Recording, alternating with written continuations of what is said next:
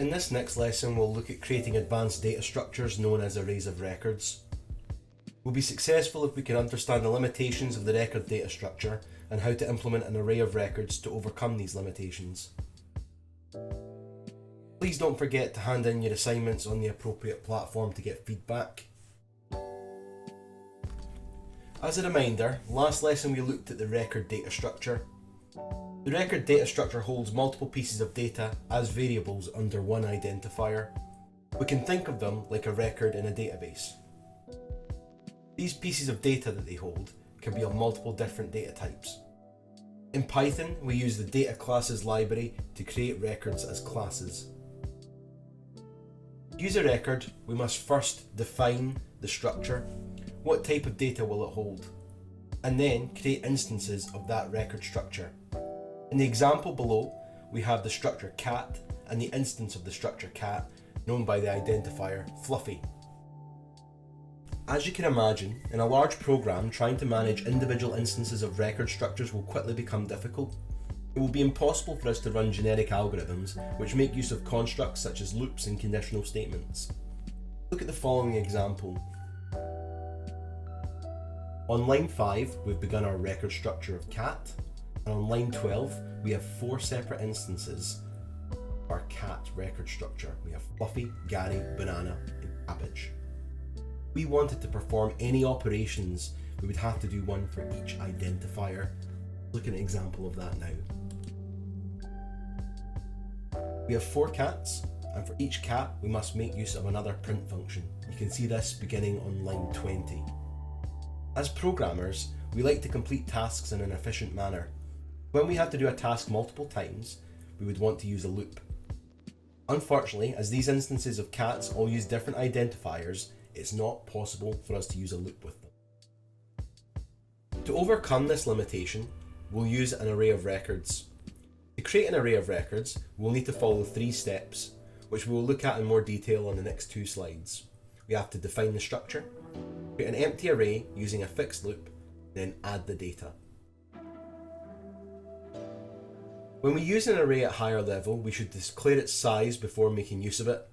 In order to do that, we need to set our record structure up with default values.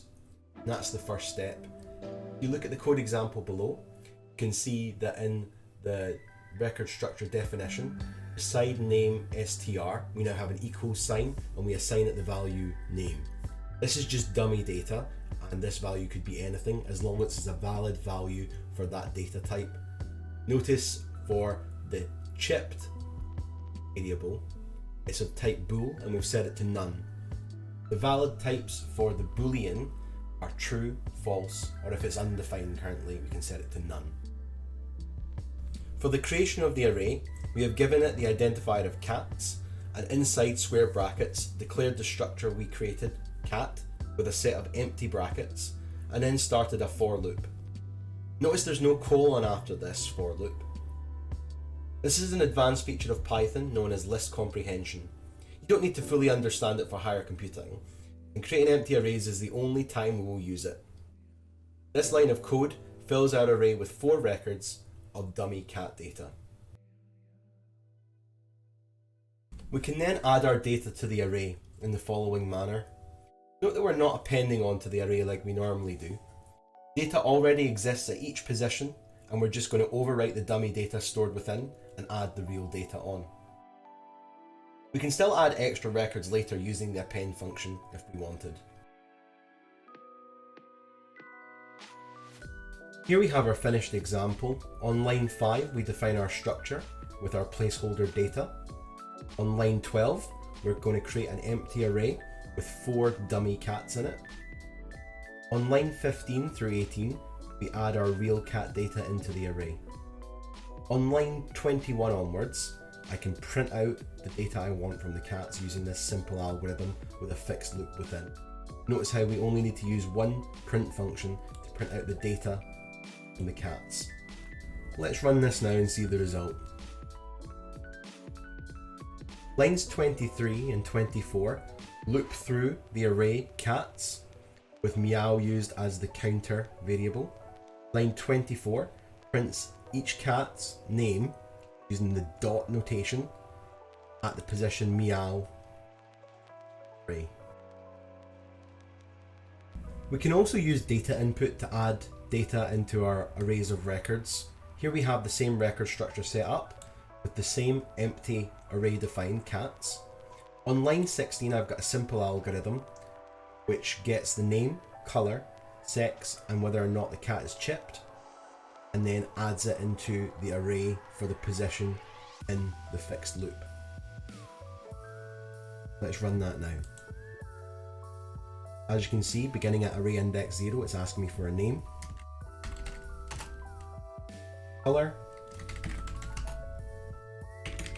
and whether or not it's chipped. Remember, for a boolean, if you input any data here, it will set the boolean to true, but if you leave it blank, it will set it to false.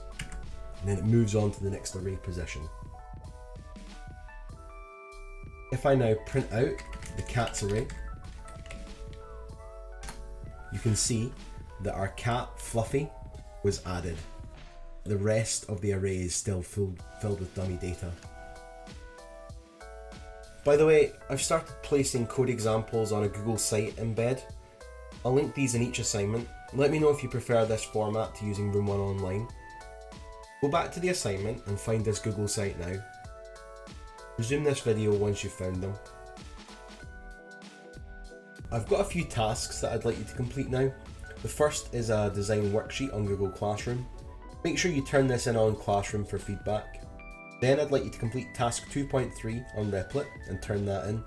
And make sure you check back on Replit for feedback I've left for you in your code. Pause this video and resume once you have completed tasks 2.2 and 2.3. Don't forget to use your code examples that I've given you on Google Sites. I know it's early days at the moment, but there are some exam style questions I'd like you to attempt. Make sure you hand these in for feedback. Complete task 2.4 record exam questions on Google Classroom and hand this in now. We've looked at the limitations of the record data structure and how it's difficult to manage single instance implementations of records.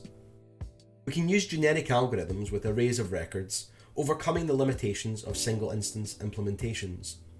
We also looked at some exam style questions which make use of records. Next lesson, we'll look at another paradigm of data structures known as parallel arrays. See you next week.